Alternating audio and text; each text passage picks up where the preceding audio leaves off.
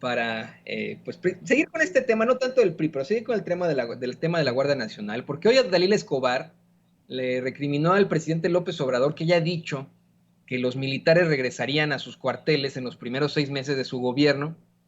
Le cuestiona, cambió de opinión hasta como en un tono burlón, ya saben, ¿no? Esta reportera de Proceso, reciente reportera de Proceso, porque antes estaba en otro medio de comunicación. El presidente abiertamente, querido Jorge, querido Enrique, le dice que sí cambió de opinión y que no. Es más, ¿qué les parece si vemos y escuchamos este momento interesantísimo y lo platicamos de Bolón Pimpollo? Mencionaba que incluso en campaña de llegar a la presidencia haría que regresaran las Fuerzas Armadas o el Ejército a los cuarteles y que eso le llevaría los primeros 6 meses de su gobierno. ¿Cambió usted de opinión? Sí, sí cambié de opinión ya viendo el problema que me heredaron. ¿Cómo enfrentar el problema de la inseguridad? Sí sabía yo desde el principio y estoy absolutamente convencido que la paz es fruto de la justicia. Y eso es la base de la política de seguridad. El atender a los jóvenes, el mejorar las condiciones de vida, de trabajo de la mayoría de los mexicanos, el combatir la pobreza, el combatir la corrupción, todo eso lo estamos haciendo. El que no se permita la impunidad, pero imagínense qué íbamos a hacer con la Policía Federal, cómo estaba,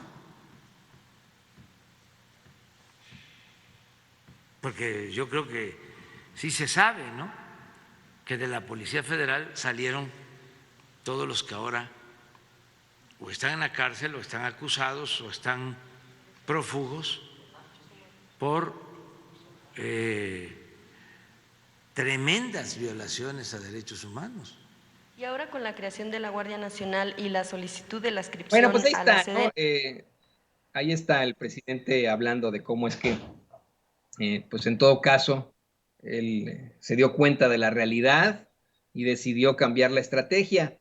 Esto obviamente está siendo utilizado en los medios de comunicación tradicionales, Jorge, para el golpeteo, para decir, ya ven, prometes y prometes y solo me prometes y nada, y no sé qué. Yo, si te soy perfectamente honesto, Jorge también tenía esa idea de que los militares regresaran a los cuarteles, que era una idea errónea tener todavía botas en las calles. Yo siempre he dicho que hacen falta más bien libros, lápices, colores, pero ante la crisis humanitaria a la que nos enfrentamos, pues es evidente que se tenía que enfrentar de otra forma. Tu opinión, querido Jorge Gómez Naredo. Sí, me parece que hay como varios temas porque creo que han querido simplificar mucho la cuestión de los militares en la calle y dos, esta relación que existe entre el mando de la Guardia Nacional y la Sedena. Es decir, la creación de la Guardia Nacional pues vino a quitar, ¿no? A echar afuera, a eliminar una policía federal que se había creado en muy poco tiempo, pero que se había también corrompido de una forma muy grosera. La Guardia Nacional, que no es tampoco un modelo único en México, sino que existen otros referentes en otras partes del mundo, pues vienen sí, como estaba también la Policía Federal, una parte de militares, otra parte que llegó de elementos de otras corporaciones y otro, pues nuevos elementos en la Guardia Nacional. Entonces, no es solamente que los militares estén en la calle, porque eso creo que no abona a lo que se está planteando en lo que propone el presidente. Es decir, lo que propone el presidente es que la Guardia Nacional continúe, porque en este momento está con un mando vía la Sedena y no que termine al concluir su sexenio y que regrese a lo que se especifique la Secretaría de Seguridad Ciudadana. Entonces hay elementos que sí me parece que han como simplificado y que llegan a estos discursos, a estas narrativas de que Andrés Manuel López Obrador es autoritario, que se está militarizando todo, que en fin.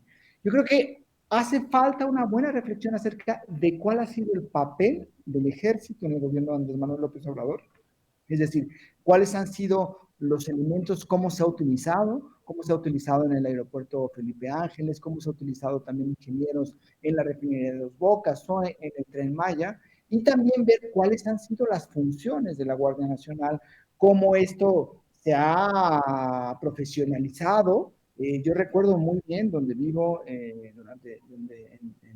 que había, por ejemplo, cerca un hotel, y en ese hotel estaba la Policía Federal, es decir, ahí vivía la Policía Federal en el hotel, ahí estaban las camionetas cercanas, habían rentado un como jacalón donde ponían las camionetas, y eso ha cambiado radicalmente porque ahora hay cuarteles, porque ahora se ha invertido en los cuarteles, en los uniformes, en fin, en la profesionalización, y tampoco tenemos a una constante, que es uno de los argumentos, violaciones a los derechos humanos sistemáticos por parte de la Guardia Nacional, porque también ha habido esta preocupación por el respeto a los derechos humanos. Entonces, sí es un tema evidentemente polémico, como el problema al cual busca solucionar es también un gran problema, que es la violencia que tenemos.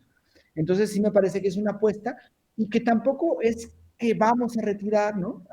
Como se ha pensado, que hay un cambio en la perspectiva y entonces hay que quitar al ejército, porque el punto no es el ejército, es la Guardia Nacional, que sí tiene elementos del ejército, pero es el mando.